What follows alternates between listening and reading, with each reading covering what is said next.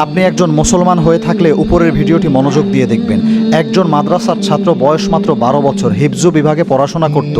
12 বছর বয়সে তাহাজ্জুদ নামাজ পড়তে গিয়ে মাদ্রাসার রুমেই নামাজরত অবস্থায় তিনি ইন্তেকাল করেছেন। এটা যে কত সৌভাগ্যের বিষয়, একজন মুসলমান হিসেবে আমরা সবাই এটা উপলব্ধি করবার কথা।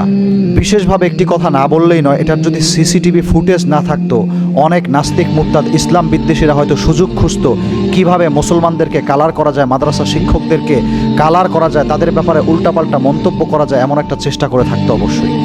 আলহামদুলিল্লাহ, আল্লাহ শুকর, সিসিটিভি ফুটেজ থাকবার কারণে আমার দম পরিষ্কার। আজকে এই ছেলেটির বাবা মা হয়তোবা অধৈর্য হয়ে গিয়েছেন, খুব কান্নাকাটি করছেন, সন্তান হারিয়ে তারা দিশেহারা। কিন্তু কতজন বাবা মা এমন আছেন যাদের সৌভাগ্য হয় তাদের সন্তান মাদ্রাসায় পড়া অবস্থায়, তাও হেফজোখানা, যেখানে সারাক্ষণ কোরআনুল কারীম তেলাওয়াত করা হয়, কোরআনুল কারীম মুখস্থ করবার ব্যাপারে চেষ্টা করা হয়, এরকম একজন সন্তান নামাজরত অবস্থায় আল্লাহর কাছে চলে গিয়েছেন।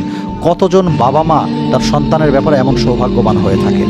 হয়তোবা তারা অধৈর্য হয়ে আছেন, কিন্তু ইনশাল্লাহ আশা করা যায় আল্লাহ তাআলার কাছে এটার কারণে অনেক বেশি প্রতিদান তারা পাবেন।